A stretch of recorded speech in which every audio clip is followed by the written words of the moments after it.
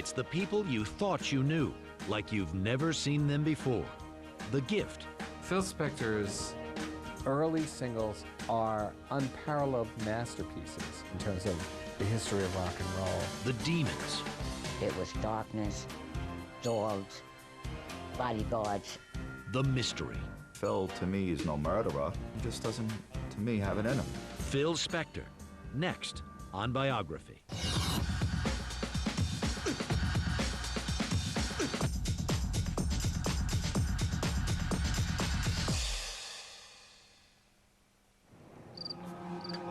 Five in the morning, February 3rd, 2003. Gunshots were fired. A woman was dead.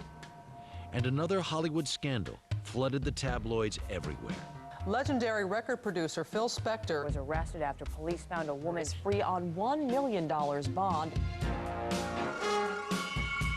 Phil Spector, the legendary rock and roll record producer, was arrested on suspicion of first-degree murder after the body of a 40-year-old movie actress was found on the floor of his Los Angeles mansion.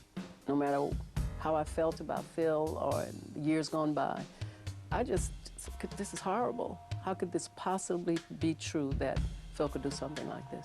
The 62-year-old rock icon says he will be exonerated, but Spector, now out on $1 million bail, could face formal murder charges in what the Los Angeles County Sheriff's Department is calling a criminal case. The police department has all the time in the world to bring a homicide charge. There is no statute of limitations. I lay my head, darling. Phil Spector has been celebrated as a genius in his business, the innovative producer who revolutionized the sound of rock and roll. So won't you please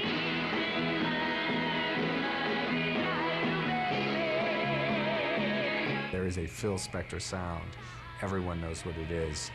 And it's still regarded as one of the most kind of seminal, dramatic, and important creations in the history of popular music.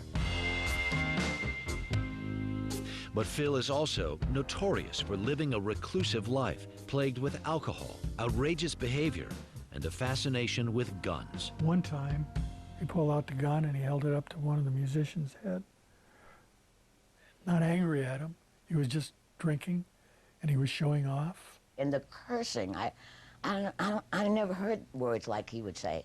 I never heard them. And what made it worse was he would have saliva coming down at each side, you know, that foam or whatever, and his neck would be bulging with these purple veins and stuff.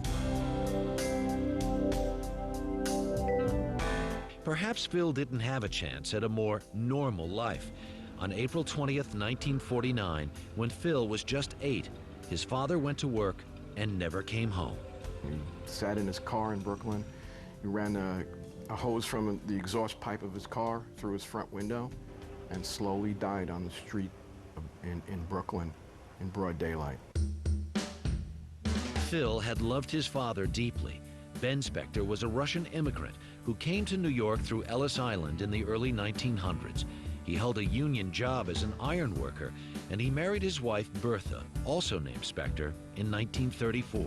Recently, I've heard him talk about this, saying that my parents were cousins, or something like that. It's one of the dark secrets of the Spector argosy.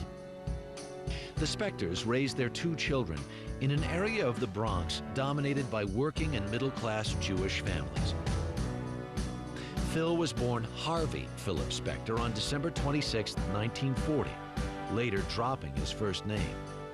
Except for bouts with asthma, the young Phil seemed to embrace life, just as his father did, until financial worries turned him to depression, and then the unthinkable.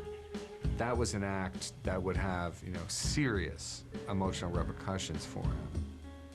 Phil was devastated by his father's suicide. It left him and his family distraught. Phil's asthma grew worse, and no one could ease his mother's pain.